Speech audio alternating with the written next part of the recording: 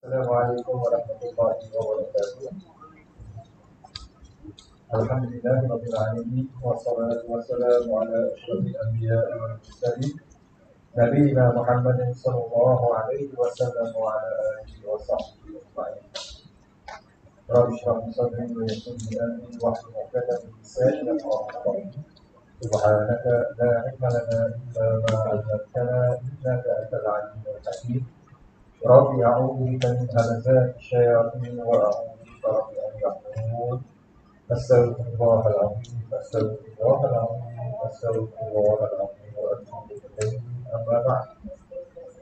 Alhamdulillah, muslimin dan muslimat yang dirahmati Allah, yang saya kasih ya. Pertamanya kita memanjatkan kesyukuran kita kehadirat Allah Subhanahu wa taala yang teramat sangat, yang mana kita dipertemukan kembali secara digital mulai daripada pagi yang berbahagia ini untuk kita menyambung pengembaraan kita dalam menghayati firman-firman Allah Subhanahu wa taala.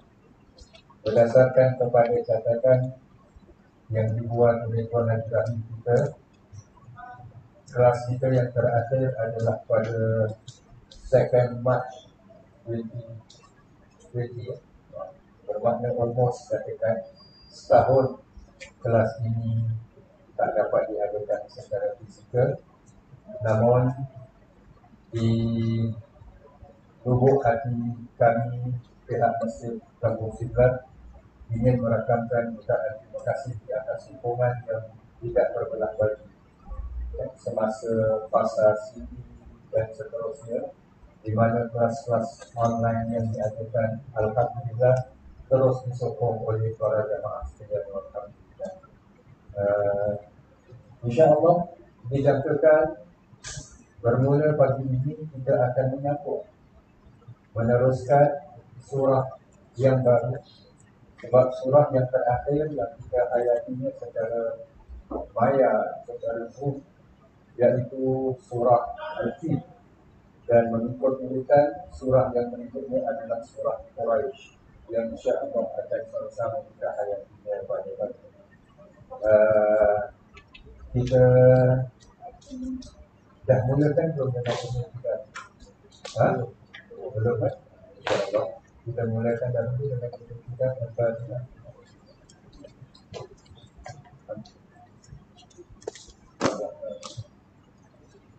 Ya.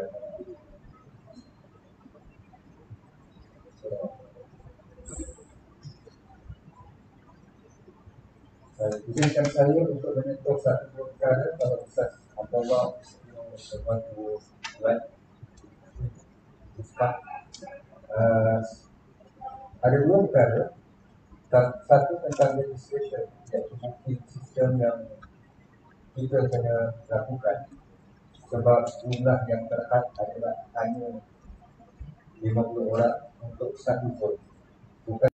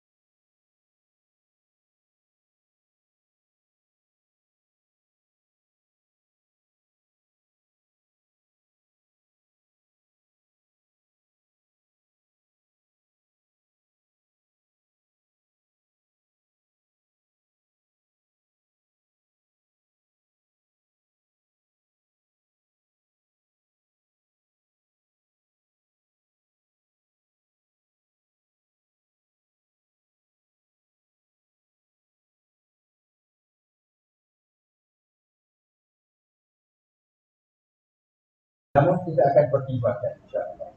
Kedua, kita berikan nota sebab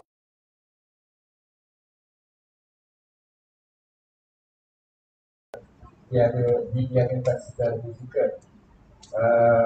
Namun nota tetap berterusan secara soft copy. Soft copy. Bila nota ini diberikan secara hard copy, ada yang memberikan pandangan, why not kita teruskan secara soft copy? Kalau itu jamaah selesa secara soft copy, so kita tak payah pilih. Dengan sendirinya saya pun tak banyak mikir. Jadi lebih memudahkan satu pihak, menjimatkan dan sebagainya. Jadi apa pandangan semua? Soft copy boleh? Soft copy ya. Sebab yang mana nak tahu ada di antara kita yang nakkan hard copy, yang nak koyak-koyak kayak masuk dalam air minum, mana tahu kan? Sebagainya. Yang saya tahu ada sana buat. Okey, insya-Allah. Bismillahirrahmanirrahim. Kita mulakan surah Quraisy yang mempunyai 4 ayat yang mengandungi firman Allah Subhanahu wa taala yang nampaknya mengandungi seakan-akan penghargaan kepada kabilah Quraisy.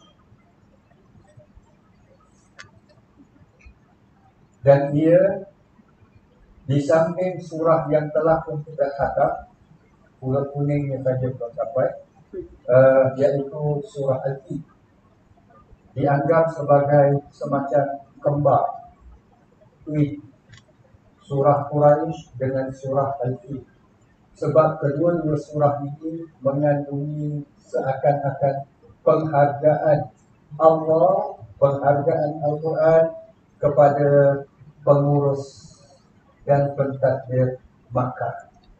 Dan ini dinamakan pada surah ini adalah surah Quraisy. 4 ayat ini di mana Allah Subhanahu wa taala berfirman, a'udzu billahi minasyaitonir rajim, li'ilafi Quraisy. Kerana kebiasaan aman tentram kaum Quraisy. InsyaAllah sebentar lagi kita akan menyalurkan sedikit sejarah Arab pra-Islam, bagaimana yang dikatakan tentram. Di'ilafi Quraisy, kerana kebiasaan aman, sentosa, tentram kaum Quraisy, khususnya penduduk Makkah, ilafihim, yaitu kebiasaan aman tentram, rihlatasyita'i, perjalanan mereka melakukan perjalanan ini bukan untuk vacation ke, bukan untuk vacation ke, tapi untuk menjalankan perniagaan asyita pada musim syita, musim sejuk, wasayif, dan juga musim panas. Musim sejuk mereka turun ke selatan, ke Yaman, dan musim panas mereka naik ke utara, ke Syam, ke Syria. Falyabudu, oleh yang demikian maka hendaklah mereka itu menyembah Rabb hadzal bait, Tuhan yang menguasai rumah ini. Hadzal bait, rumah ini yang dimaksudkan adalah Ka'bah. Allazi at'amahum min ju', yang mana Tuhan ini memberi mereka penghidupan, yaitu at'amahum. Kalau direct translationnya, allazi at'amahum, yang memberi mereka makan, min ju', dari kelaparan, wa amanahum, dan mengamankan mereka dari khauf, dari ketakutan, termasuk ketakutan mereka Kaabah nak diruntuhkan seperti mana yang diwakilkan dalam surah Al-Fil. So inilah gambaran umum 4 ayat surah Al-Fil, surah Quraisy. Sedikit pengenalan sebelum kita menghayati kalimat demi kalimat, ayat demi ayat surah Quraisy.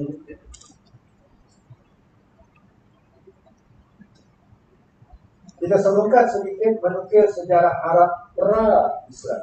Sejarah Arab sebagaimana yang kita dah maklumi dan beberapa kali diperkongsikan, di-sharekan, yaitu sama ada Arab Baqiyah ataupun Arab Baqidah yang telah punah, ataupun orang-orang Arab yang masih kekal, yang mana yang masih kekal ini diartikan kepada, dibagikan, dikategoriskan kepada Arab Aribah dengan Arab Musta'ribah.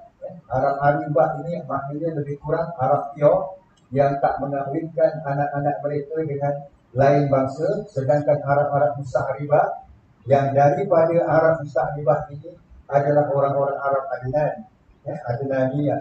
Daripada orang-orang Arab Adnan ini adalah kabilah Quraisy, di mana mereka tak jadi masalah mengahwinkan anak-anak perempuan mereka dengan laki-laki yang bukan daripada keturunan Arab. So ibarat macam kahwin campur dan sebagainya. Itulah sama-sama kita semua maklum. Namun yang ingin kita lihat di samping itu, kita nak menukil sejarah Arab pra-Islam. Ketika orang-orang Arab di semenanjung tanah Arab, dalam waktu yang sama mereka hidup secara berpuak-puak, berkabilah-kabilah. Satu kabilah tinggal di satu tempat, mereka menguruskan hal mereka dengan adat dan cara mereka, dengan adanya amir mereka, ketua mereka, mungkin yang berjiran dengan mereka. Sebagai contoh, orang-orang Quraisy dengan orang-orang Hawazin.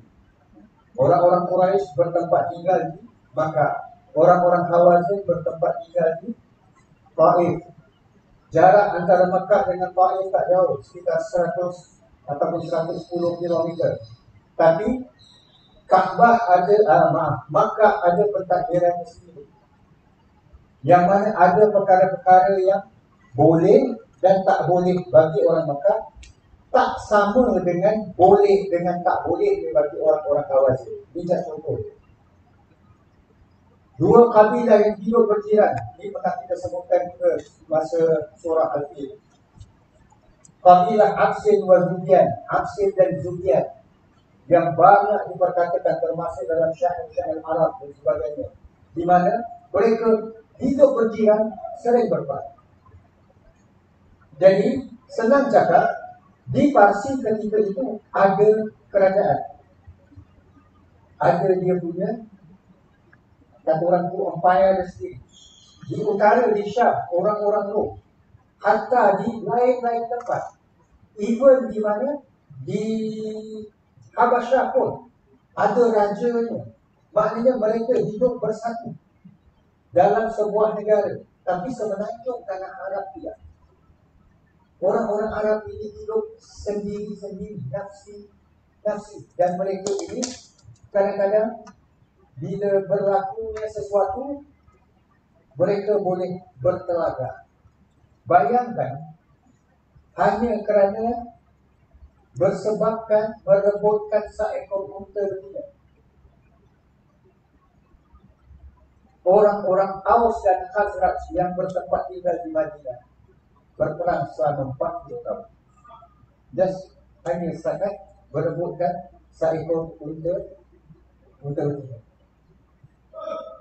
Sebagai contoh, apa saja sebab boleh jadi pergeseran di mana mereka ini bergaduh. Dan di sinilah insya-Allah akan kita lihat nanti. Pertamanya, jasa yang dibuat oleh insan yang kemudian dinamakan sebagai ataupun digelar sebagai Quraisy. Ini dia yang menyatukan Makkah dan kemudian secara tidak langsung menyatukan. Bila Islam datang, Islam menyatukan Arab. Ini satu fakta yang kalau kita lihat, sumbangan besar Islam bagi bangsa Arab. Sumbangan besar. So inilah keadaan lebih kurang sejarah Arab pra Islam, sebelum kedatangan Islam. Sebab itu kita dapati bahawa bila jasa-jasa yang dibuat, sumbangan-sumbangan yang dilakukan oleh Quraisy ini, Allah mengiktiraf menerusi surah Al-Fil, menerusi surah Quraisy. Kedua,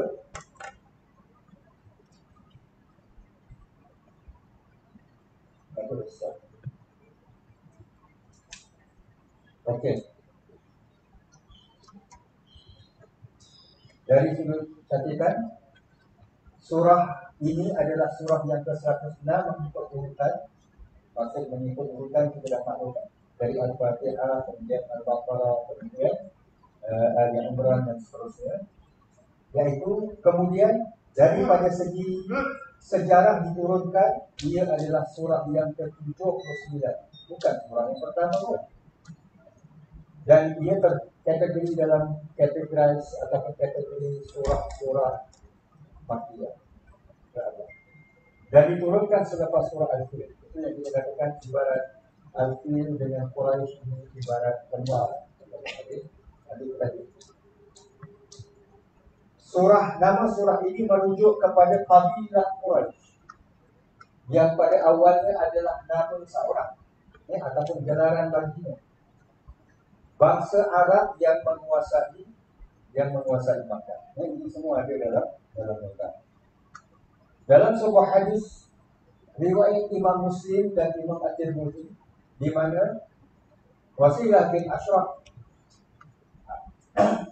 berkata, aku mendengar Rasulullah SAW bersabda, sesungguhnya Allah memilih Kinanah dari keturunan Ismail. Ismail kita sudah maklum tak dapat dibangsakan sebagai bangsa Arab, sebab beliau anak kepada Nabi Allah Ibrahim. Ibrahim berasal dari Parsi, ya. Nabi Ibrahim sebelum berhijrah ke Quds dan sebelum berkahwin dengan Sarah. Kemudian Nabi Ibrahim berkahwin dengan Sarah. Kemudian selepas itu barulah berkahwin dengan Hajar dan diputrakan Ismail. Ismail lah yang dipelihara oleh suku kaum Jurhum, suku Arab. Dipelihara. Baru kemudian Ismail dewasa dikahwinkan dengan keturunan Arab. So daripada situlah. Sebab itu dinamakan orang-orang Arab keturunan Adnan ini. Sebab kabilah Jurhum daripada keturunan Adnan ini adalah dalam kategori orang-orang Arab musta'ribah, ya. Orang-orang Arab yang apa? Yang okey lah. Kita dah tahu sebabnya kenapa orang-orang Arab musta'ribah dengan orang-orang Arab aribah. Orang-orang Arab aribah dikawinkan anak-anak perempuan mereka ini dengan bangsa Arab saja, sedangkan musta'ribah tidak, sebab bertempat tinggal. Kita kalau lihat map semenanjung tanah Arab, orang-orang Arab aribah ini banyak daripada belah selatan yang dilingkungi dengan laut. Jadi mereka agak tertutup. Sebab awal-awal dulu manusia travel taklah menggunakan kapal pada ketika itu, dengan jalan darat. Jadi terhalang. Sedangkan orang-orang Arab musta'ribah tinggal di belah utara. Jadi belah utara bersambung dengan melalui Mesir, melalui Afrika, Syria, Turki dan sebagainya, boleh pergi Europe. Di sebelah Iraq, seterusnya Iran, boleh sampai ke India, boleh sampai ke China, boleh sampai ke Melaka dan sebagainya. So jadi faktor geografi lah kalau kita perhatikan. Jadi balik kepada hadis ini, di mana Allah memilih Kinanah dari keturunan Ismail dan Allah memilih Quraisy dari keturunan Kinanah. Allah memilih Bani Hashim dari Quraisy dan Allah memilih aku dari keluarga Bani Hashim. So Nabi kita adalah mukhtar, insan pilihan, manusia terpilih yang Allah mengecus bagi kita, Allah memilih bagi kita. Yang hadis riwayat Imam Muslim dan Bukhari. Kita pernah melalui hadis ini. So salah silah keturunan Nabi SAW. Inilah insan yang kita perkatakan banyak meninggalkan jasa. Kalau ikut Nabi 1, 2, 3, 4, 5, 6, 7, 8, 9, 10, 11. Moyang Nabi yang ke-11 Quraisy. Kalau kita perhatikan. So Fihir inilah memang ada atas lagi, dan pada tentu kan. Tapi yang kita nak fokuskan adalah sampai Fihir ataupun sampai Quraisy. Quraisy ini adalah nickname, bukan nama dia. Nama dia adalah Fihir. Dia ada anak Ghalib, Lu'ay, kemudian keturunan ini semualah. Kalau teman-teman ada yang berminat pada Ja'far Barzanji, banyak ulang-ulang dalam wakana awal, wakana akhir dan sebagainya. Murrah, Kilab, Qusay, Imanah dan sebagainya. So mereka cukup menjaga keturunan. Daripada keturunan ini kemudian mereka beranak pinak. Beranak pinak ramai, lalu itu dinamakan Bani Hashim. Macam Nabi kita daripada Bani Hashim dan sebagainya. Ala kulli hal, ini sedikit pengenalan. Kita boleh menggoogle-nya pun. Quraisy ini semua adalah orang yang mula menguruskan kota Makkah. Kita sedikit maklum, Makkah menjadi sebuah kota pada zaman sebelum Quraisy. Tapi sebuah kota yang tidak teratur. Saya beri contoh.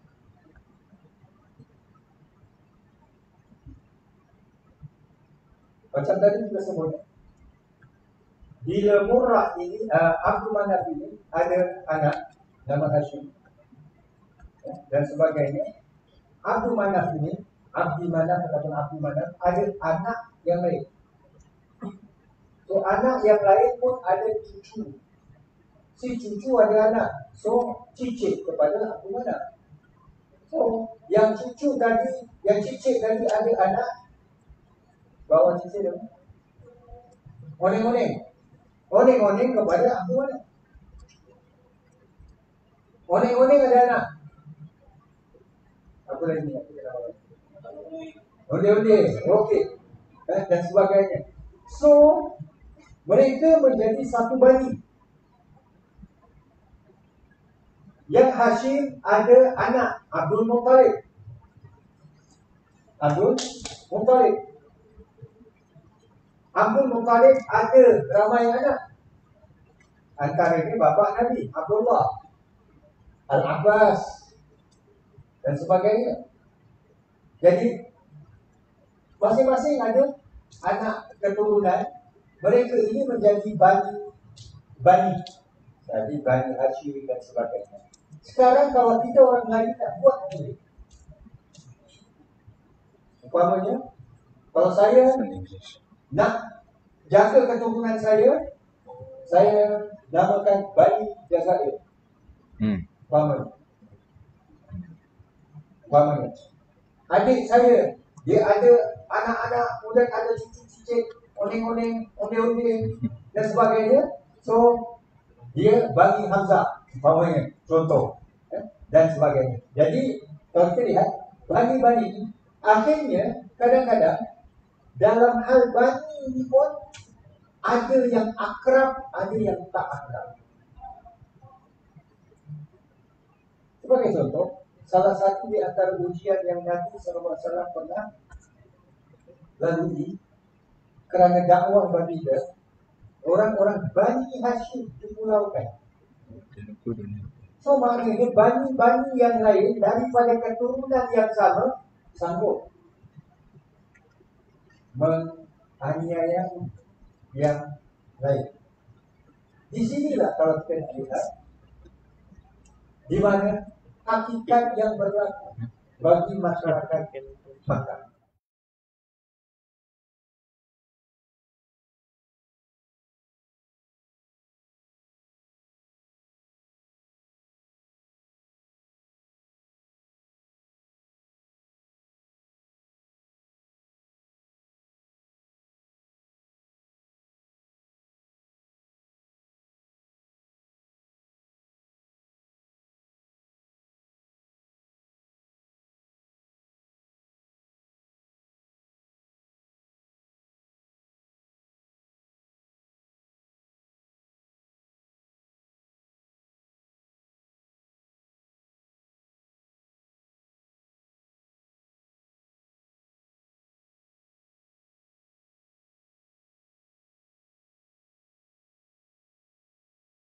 Jadi apa yang nak kita lihat adalah dari sejarah ini menunjukkan Quraisy inilah yang create ini semua. Kebaikan-kebaikan ini semua. Secara teratur. Ia telah membahagikan tugas-tugas tersebut kepada anak-anak keturunannya.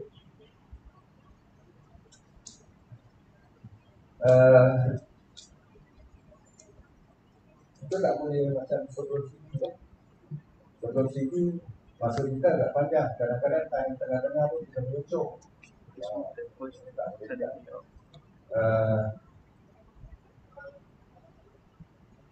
Kalau kita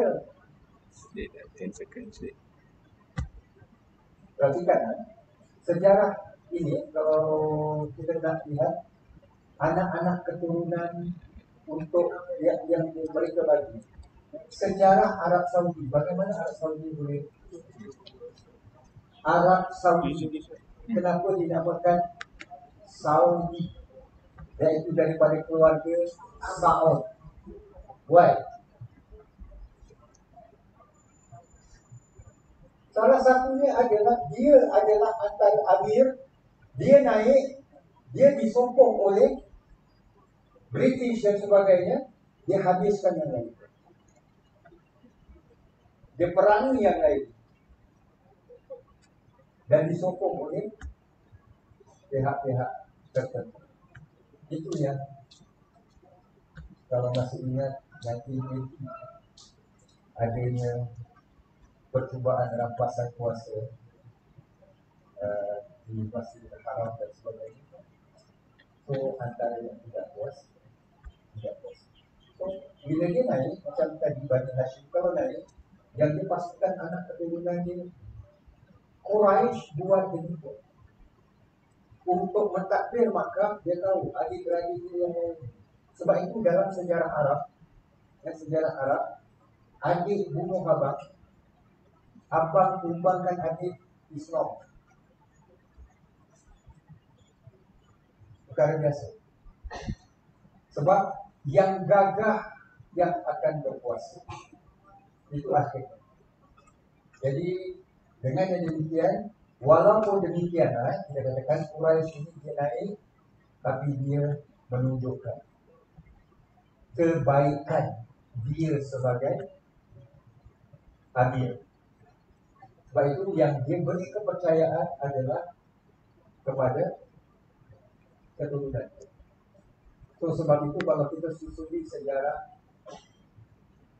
orang yang tak faham konsep ini, bila menyusuri sejarah Khalifah Sayyidina Osman. Sayyidina Osman kan difitnah. Antara fitnah apa?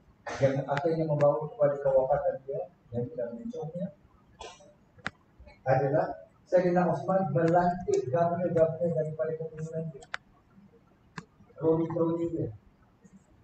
So ini biasa. Asli perkara ini adalah darah daging bangsa Arab. Bukan bangsa Arab saja sebenarnya. Saya lebih percaya anak saya boleh buat kerja daripada anak sepupu saya. Saya tak tahu dia boleh buat kerja tidak. Bagi contoh, Jadi inilah, dia berikan tugas-tugas ini kepada anak-anak keturunannya untuk mentadbir Makkah. Dan tugas-tugas tersebut antara lain adalah menjaga Kaabah dan kesuciannya. Kaabah dah memang ada lah. Di zaman Nabi Allah Ibrahim dan Nabi Allah Ismail membangunkan juga, termasuk menggantikan kelambunya setiap tahun. So dia yang menyatakan kalau rumah perlu ada kelambunya, perlu ada yang menutupnya. Jadi setuju atau tidak? Dan dia akan mengadakan pungutan dana untuk buat collection bagi membiayai kos-kos yang diperlukan. Setiap tahun, setahun kali Kelambu Kaabah. Kita dulu makan pun selama bertidur tahun juga. Memegang kunci Kaabah. Kaabah di zaman Nabi Allah, kita dah ambil ni. Kaabah di zaman Nabi Allah Ibrahim. Tak ada pintu ya? Bukan Nabi Ibrahim yang buat itu. Ini zaman selepasnya. Bila upgrading dibuat. Sebab setiap rumah tak ada tingkap tak apa. Tapi setiap rumah tak ada pintu. Kalau ada pintu mesti ada kunci. Gate mesti kamu sila pasal. Kalau tak ada kunci tak guna dia gate. Ya. Itu dia. Memegang kunci Kaabah dan memastikan Tuhan-Tuhan yang ada di dalamnya terpelihara. Begitulah juga dengan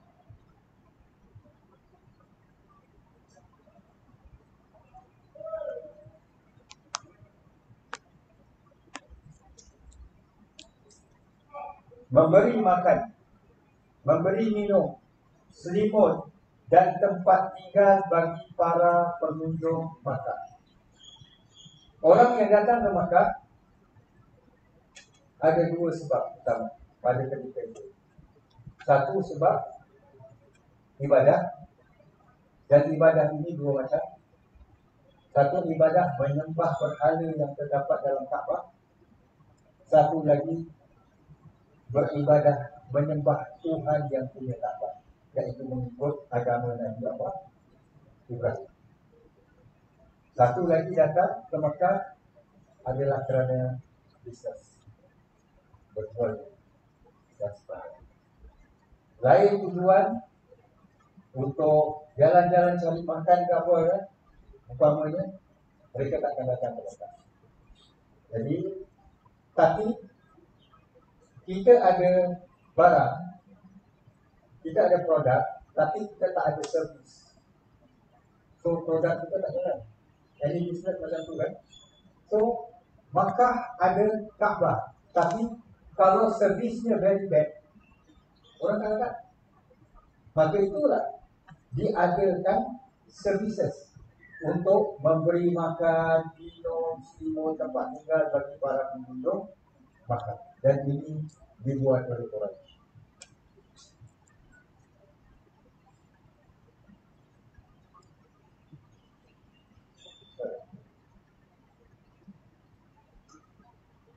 Ini yang kita katakan tadi, antara jasa Quraisy dalam membangun kota Makkah, membangun Darun Nadwah.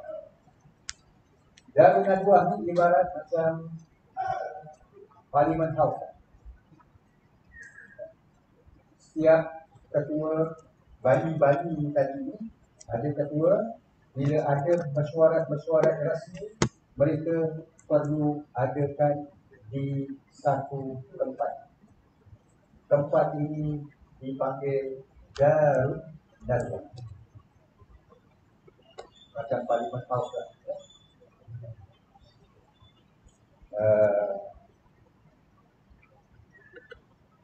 Maknanya membincangkan isu-isu yang penting. So Hajj kami ya, musim haji akan datang, apa kita nak adakan extra services daripada yang telah lalu. So kalau sebelum ini kita sediakan makanan, so kali ini makanan kita nak sediakan macam mana? Oh, kita dah saja let cook, so umpamanya. So ini adalah apa-apa upgrading yang mereka yang dibuat. Dan ini semua perbincangan dilakukan di Darun Nadwa. Al-Liwa, Quraisy lah orang yang pertama mendatangkan idea. Di Makkah kita sebagai satu bangsa, kita perlu ada pengenalan diri kita. Kita punya identiti. So, paling tidak pun kita perlu ada logo, perlu ada simbol, dan ini perlu kita pancakkan bila orang datang. Oh, ini kawasan Tuhan. So, ada dia punya bendera. Ya.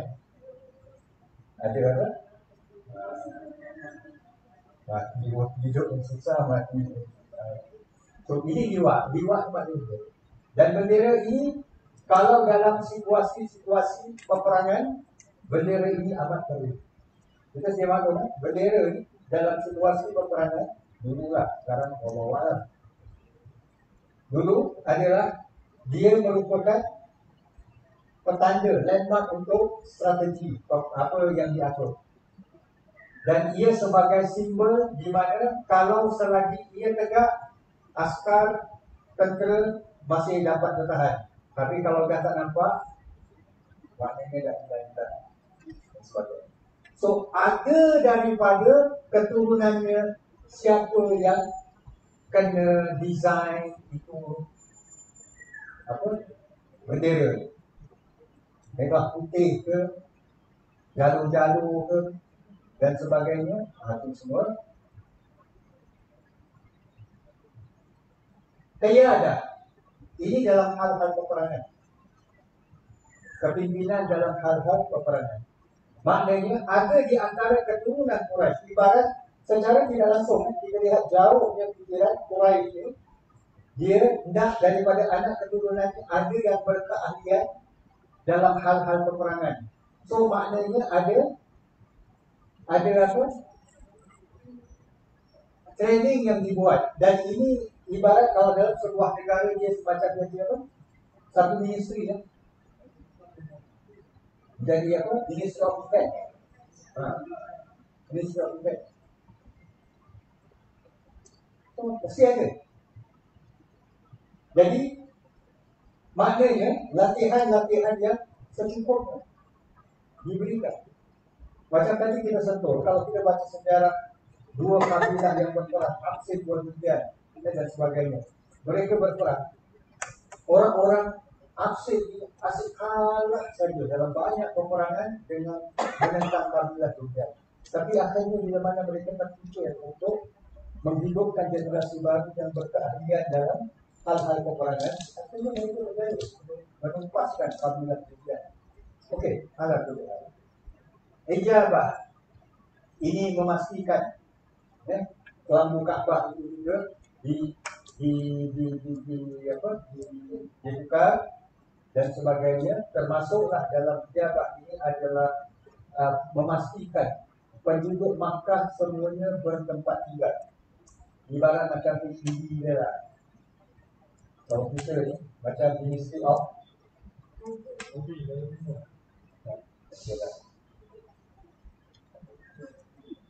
bagi memastikan sama ada secara berikan tanah, sewakan tanah ataupun apa juga, akhirnya semua penduduk Makkah bertempat tinggal. Ini semua termasuk dalam bahagian ijabah. Siqayah, Makkah sebuah negara ataupun sebuah kota yang hanya bergantung kepada sumber air Zam-Zam. Hujan tak seperti mana semalam, tak seperti mana kemarin di tempat kita yang tak berhenti. Sekali. Jadi bermakna mereka perlu pastikan sumber air ini cukup. Kalau kita lihat ini semua termasuk Rafah ini ya, dalam hal-hal yang memberikan makan dan sebagainya ini, termasuk orang datang dan penduduk negeri. Secara tidak langsung Quraisy ini dah dalam usaha peringkat-peringkat awal menjadikan Maka ini suatu ibarat suatu kingdom, kalau tak dinamakan sebagai satu empire yang besar. Sebab itu bila mana hal ini dah berlaku, Nabi SAW dalam menyampaikan dakwah, kenapa? Sebab Nabi diletak, sebab orang-orang Quraisy melihat Nabi menghancurkan sistem yang dah ada. Ini semua kalau kita lihat, membangun Darun Nadwah ini semua, asasnya apa? Pengabdian pada berhala. Pengabdian diri pada berhala. Ini yang dibuat. Sedangkan Nabi dalam dakwah baginda, Nabi SAW mengajak, dan mereka lihat, ini yang telah dibangunkan oleh Quraisy. Sebab itu mereka katakan Nabi ini apa merosakkan adat resam datuk nenek moyang mereka. Antara ini lah usaha-usaha baik yang dibuat oleh Quraisy. Maka sebab itu kalau kita lihat insya-Allah ayat terakhir, falyabudu rabb Allah berbetulkan, bukan Tuhan yang kamu tempatkan di dalam Ka'bah, tapi Tuhan yang punya Ka'bah. Itu yang kamu perlu berbetulkan. Insya-Allah nanti akan. Okey. Di surah At-Taubah ayat 19. Ayat tak ya? Tak ada. Sudah tak semua ada di sini ada. Tapi kalau sokoknya tak. Allah berfirman, A'udzu billahi minasyaitonir rajim. Aja'altum siqayatal hajji wa imaratal masjidil haram kaman amana billahi wal yawmil akhir wa jahada fi sabilillah.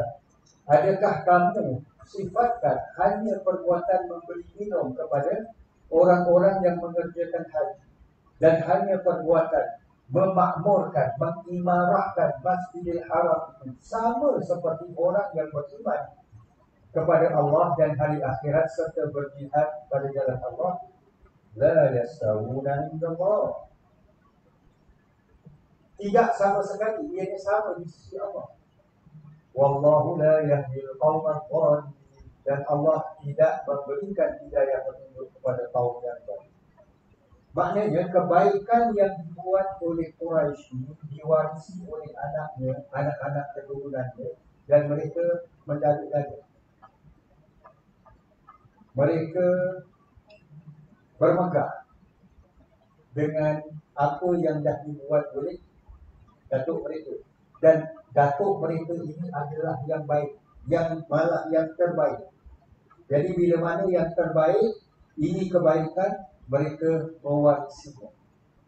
Lebih-lebih lagi mereka lihat kebaikan-kebaikan inilah yang menyebabkan tentera Abraha yang bergajah itu habis. Pada dolan yang main-main, ibarat macam tu lah. Jadi sangka mereka dah cukup baik. Jadi bila Nabi bawa dakwah, benda yang dah baik yang kau datang bawa benda ini apa? Tidak ada yang merubah kebaikan kecuali keburukan. Itu bagi mereka. Padahal manusia itu kadang-kadang yang merubah kepada satu kebaikan adalah yang lebih baik. Tak semestinya keburukan. Jadi ini yang Allah tegur. Aja'altum siqayatal hajj. Dengan menyangka, menyifatkan, memberi minum kepada orang haji, iaitu yang datang ke Makkah, dan wa imaratal masjidil haram, dan memakmurkan Masjidil Haram itu. Hal-hal yang baik ini sama seperti orang yang beriman. Orang beriman ini ada value added. Di samping kebaikan-kebaikannya dah dicetuskan oleh Quraisy ini. Oleh kerana tugas-tugas yang baik inilah, maka keturunan Quraisy dikenali seluruh bangsa Arab dan Makkah. Sering dikunjungi ramai. Malah perniagaan yang dijalankan oleh orang-orang Quraisy mendapat kepercayaan bangsa Arab dan bukan Arab di Makkah dan di luar. Itu yang adanya red data kita waspada. Dan pernah kita share bahawa kafilah dagangan orang-orang Makkah ini bila mana travel dan di tengah-tengah jalan mungkin ada perampok, perompak-perompak yang nak apa? Yang kaltik yang nak merompak harta, nak dijarah harta yang dibawa tu.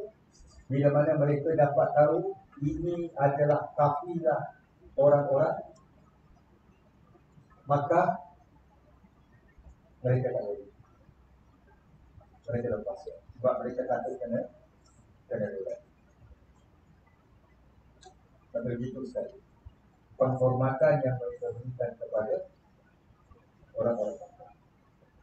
Sebab macam kita katakan tadi ya, ia ibarat satu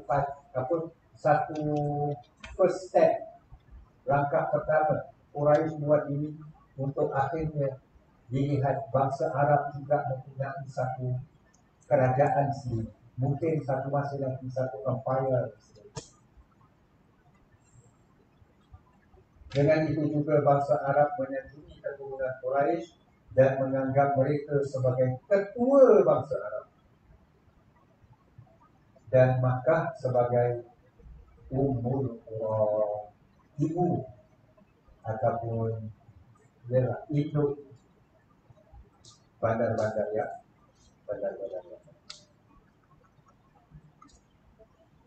So barulah kita pergi kepada tafsiran.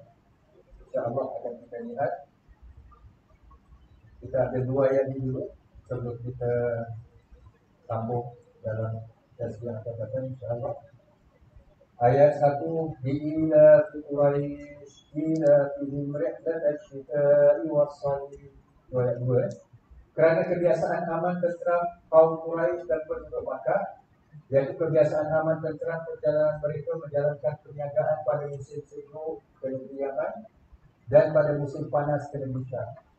Daripada sudut sejarahnya sedikit tambahan, orang-orang Quraisy walaupun ada di antara mereka yang berkeahlian dalam menggunakan senjata, tapi orang-orang Makkah, orang-orang Quraisy khususnya dilihat bukan satu pasukan tentera yang disegani.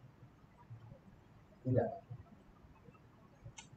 Tak seperti kabilah-kabilah yang lain macam tadi kita sebutkan, orang-orang Absin, orang-orang Judian dan ramai ini, kelompok-kelompok ini.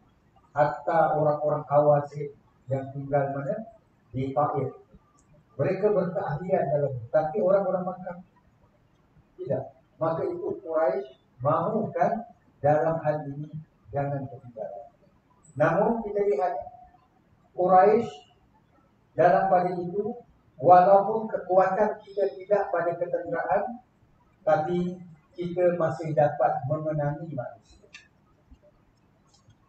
Memenangi manusia daripada kebaikan dan services yang kita.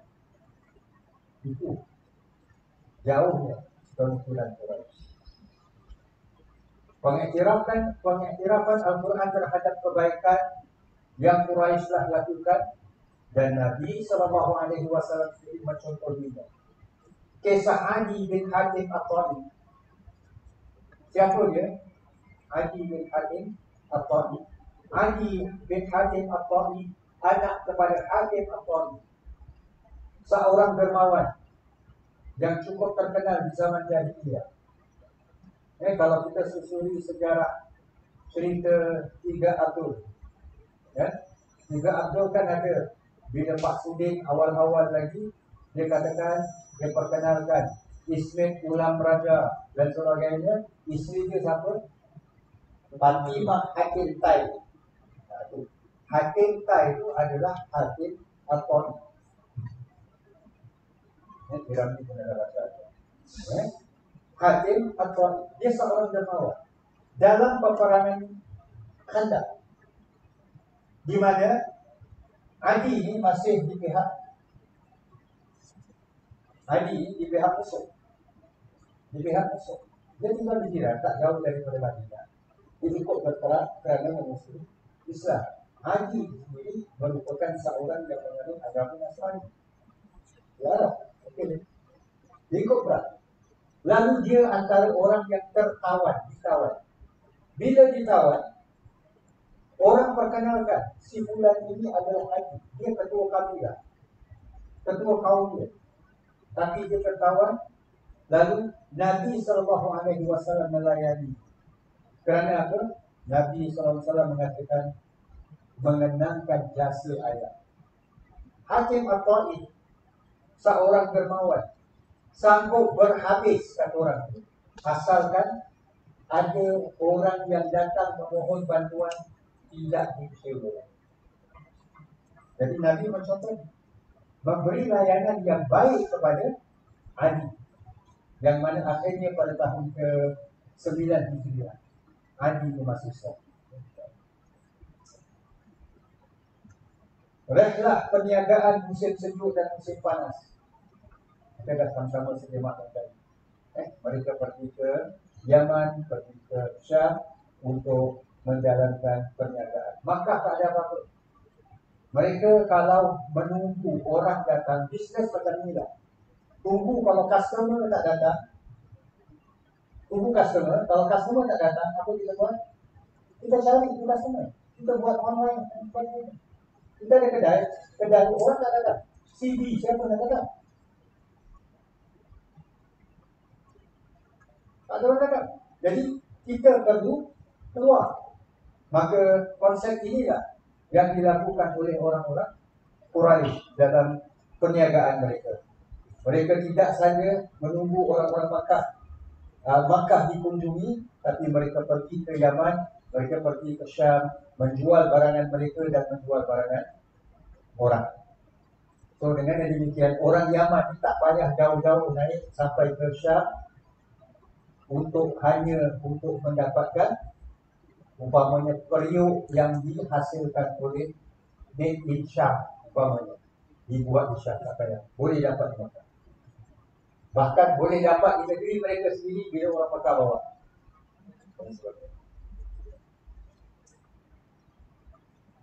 Apa ibarat? Ini mungkin slide yang terakhir. Daripada apa yang kita lihat, terutamanya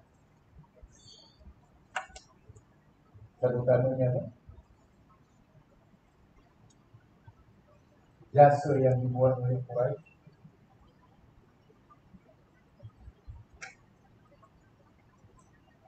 Pada saya melihat adalah setiap kebaikan perlu diikhtiar, walau sekecil mana sekali. Perlu kita lakukan, perlu kita appreciate, walau setiap apa sekali.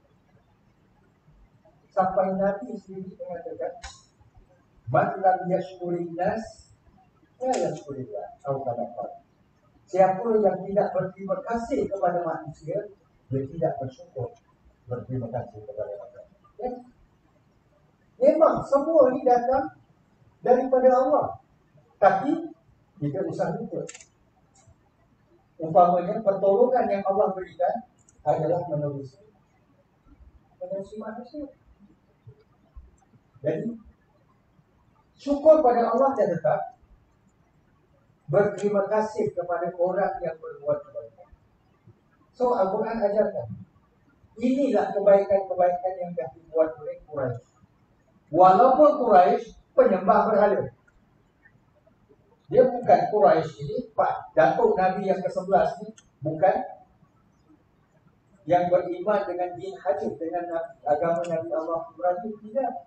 Dia penyembah berhala.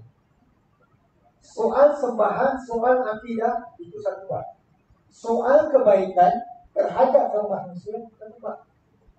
Takkanlah apik yang dah buat baik pada kita tak berterima kasih hanya kerana dia itu dan sebagainya. Kita tunggu Haji Syari buat bagi orang sesama Islam. Tak buat tuan juga dan sebagainya. Itu bukan saya cakap, dari dah datang. Jadi, so inilah Al-Quran tanamkan kepada kita. Tadi saya lah antara aktibar yang paling. So mungkin ada aktibar yang lain insya-Allah yang mungkin boleh kita perbincangkan pada sesi yang akan datang dengan Allah Subhanahu wa taala insya-Allah. Jadi jika para jamaah lebih selesa dengan soft copy, kita akan berikanlah insya-Allah untuk notes yang selanjutnya dengan insya-Allah. Kita berhenti di sini dulu insya-Allah. Terima kasih. Saya maaf saya tak dapat buka bacaan answer untuk sekarang ini. Kita insya-Allah beri peluang pada minggu yang akan datang. Kita punctual lah kalau dapat. Jadi kita dapat mulakan by 10. Kita dah mula. Dan sebab kita maklum lah, kelas kita ni hanya berumur setiap sesi itu 60 minit. Baik, sekali lagi terima kasih atas sokongan yang diberikan dan hadiran semua. Mudah-mudahan kita senantiasa mendapat rahmat dan diberikan pimpinan, diberikan perlindungan. Tidak asing dengan kasih kafarah dan kafarah. Bismillahirrahmanirrahim. أشهد أن لا إله إلا أنت أستغفرك أعوذ بالله من الشيطان الرجيم بسم الله الرحمن الرحيم والعصر إن الإنسان لفي خسر إلا الذين آمنوا وعملوا الصالحات وتواصوا بالحق وتواصوا بالصبر. أقول قولي هذا وأستغفر الله العظيم ولكم ولسائر المسلمين والسلام عليكم.